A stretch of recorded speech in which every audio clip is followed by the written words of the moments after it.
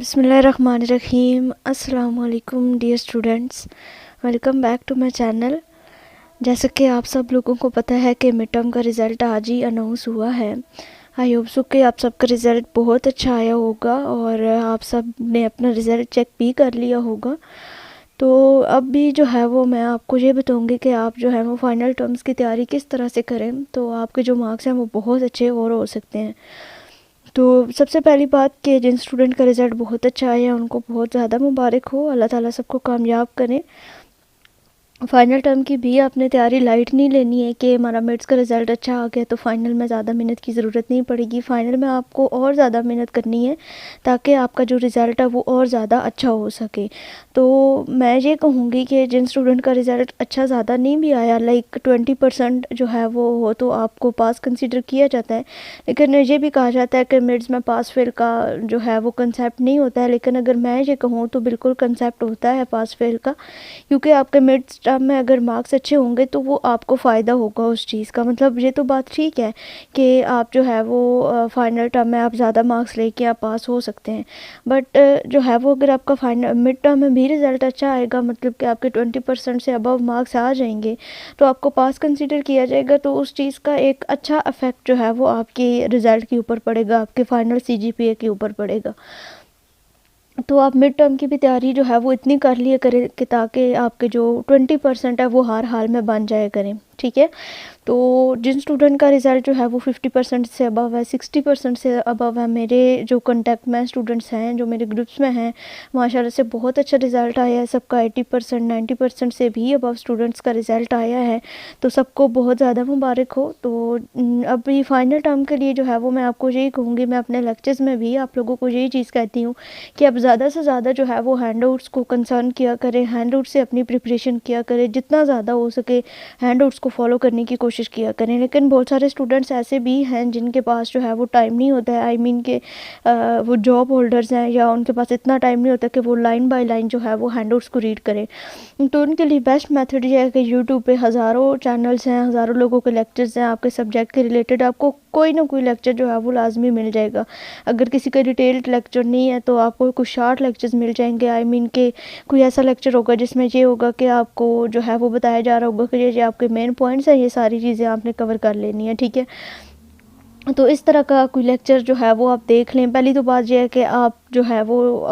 Lectures لیں، آپ کو ویڈیو کے لیکچرز نہیں سمجھ آتے ہیں کیونکہ وہ کافی اولڈ ہوتے ہیں تو ان کو سمجھنا تھوڑا سا مشکل ہوتا ہے، بلکہ کافی مشکل ہوتا ہے۔ تو یوٹیوب پہ بہت سارے لوگوں نے، بہت سارے چینلز ہیں، بہت اچھا کام کیا ہوا ہے سب لوگوں نے آپ سب کی ہیلپ کرنے کے لیے، تاکہ آپ لوگ جو ہے وہ اچھے سے اپنے ایگزامز دے سکیں۔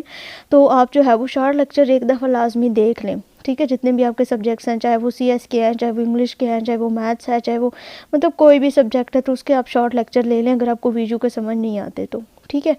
اس کے بعد اب جو ہے وہ کچھ سبجیکٹس ایسے ہیں جن کی پوسٹ اسسمنٹس ہوتی ہیں، چاہے وہ تھیوریٹیکل سبجیکٹ ہے، میتھمیٹیکل سبجیکٹس ہیں یا CS کے سبجیکٹ ہیں، تو لیکچرز جو ہیں وہ آپ کو LMS سے لازمی ویو کرنے ہوتے تھے کیونکہ آپ کو اپنا کوئز اٹیمپٹ کرنا ہوتا تھا۔ تو باقی جو آپ کے ریمیننگ لیکچرز ہیں ان کو بھی آپ ویو کریں، اور ویو کرنے کے بعد آپ کیا کریں کہ جو آپ کے ساتھ میں پوسٹ اسسمنٹ ہے، ہر پوسٹ اسسمنٹ کو 2 سے 3 دفعہ جو ہے وہ آپ لازمی اس کو اٹیمپٹ کریں، ٹھیک ہے۔ تو آپ کے جو MCQs ہیں وہ ریپیٹ ہو کے آئیں گے، اور اس سے آپ کو اندازہ ہو جائے گا کہ آپ کے جو MCQs ہیں وہ کس طرح سے، آپ کے کس چیپٹر میں سے کس طرح کے MCQs بنتے ہیں۔ تو اس لحاظ سے پھر اس چیپٹر کو آپ ایک دفعہ ریڈ آؤٹ کریں، ٹھیک ہے۔ یہ ڈیٹیلڈ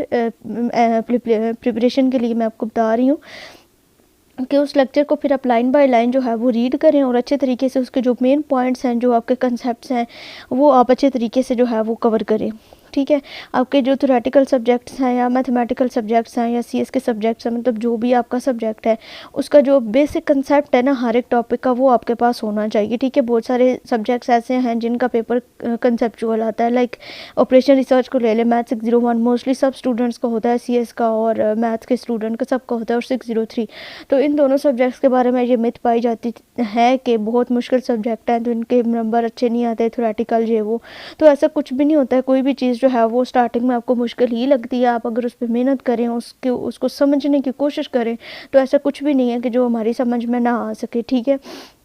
تو اس میتھ 601 کے لیکچرز آپ لیں، ٹھیک ہے، شارٹ لیکچرز لیں، بہت سارے یوٹیوبرز نے جو ہے وہ لیکچرز اپلوڈ کیے ہوئے ہیں، میرا چینل بھی آپ دیکھ سکتے ہیں، باقی جس کی آپ کو اچھے سے سمجھ آتی ہے آپ اس کے لیکچرز جو ہیں وہ اچھے سے اپنے پریپیئر کریں، ٹھیک ہے. لیکچرز جو ہیں وہ آپ لیں, اپنے کنسیپٹ کلیئر کریں اور ہینڈ آؤٹس کو اچھی طرح سے ریڈ آؤٹ کریں. جو بھی آپ کے کنسیپٹ ہیں, مطلب جو آپ کا ٹاپک ہے اس کے ریلیٹڈ, اس میں جو فارمولا وغیرہ یوز ہو رہا ہے, مطلب ایک میتھڈ ہے, لائک اگر فار ایگزامپل میں 601 کا میتھڈ جو ہے وہ آپ کو 2 فیز میتھڈ کی میں ایگزامپل دے دوں, ٹھیک ہے. تو 2 فیز میتھڈ کیا ہوتا ہے, اس میں کون کون سے مین پوائنٹس ہوتے ہیں, ایک ایٹریشن سے دوسری ایٹریشن میں جانے کے لیے آپ کو کون کون سے اسٹیپس فالو کرنے ہوتے ہیں, آپ کا انٹرنگ لیونگ ویریبل کیا ہوتا ہے, کون سا سولوشن فیزیبل ہوتا ہے, کون سا انفیزیبل ہوتا ہے.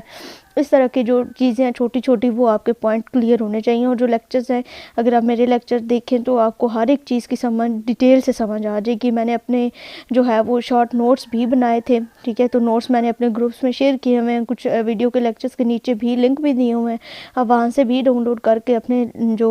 فائنل ٹرم کے لیکچرز ہیں وہ اچھے طریقے سے پریپیئر کر سکتے ہیں. باقی میرے چینل کے علاوہ بھی بہت سارے چینلز پہ بہت اچھے اچھے لیکچرز جو ہیں وہ لوگوں نے اپلوڈ کیے ہوئے ہیں. آپ سب کا ایک ایک لیکچر سنیں, آپ کو جس کی اچھی سمجھ آتی ہے, یا بلکہ آپ نے مڈ ٹرم دے لی ہے, جس کے آپ نے مڈز میں لیکچر سنے تھے, جس کی آپ کو اچھی سمجھ آئی تھی, آپ اس کے لیکچرز کو فالو کریں اور جو ہے وہ اپنے پیپرز کی اچھے طریقے سے تیاری کریں.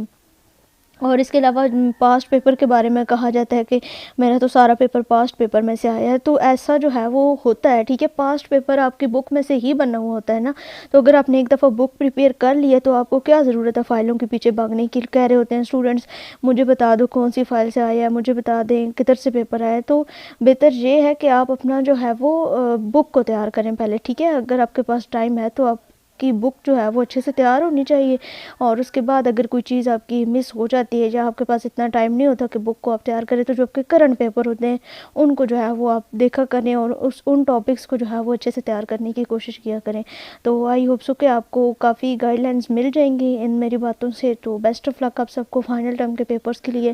اللہ تعالیٰ سب کو کامیاب کریں. اگر چینل پہ نیو تھے تو چینل کو سبسکرائب کر دیں. انشاءاللہ ملیں گے اگلے لیکچر میں کسی اور ویڈیو کے ساتھ, تب تک کے لیے اللہ حافظ.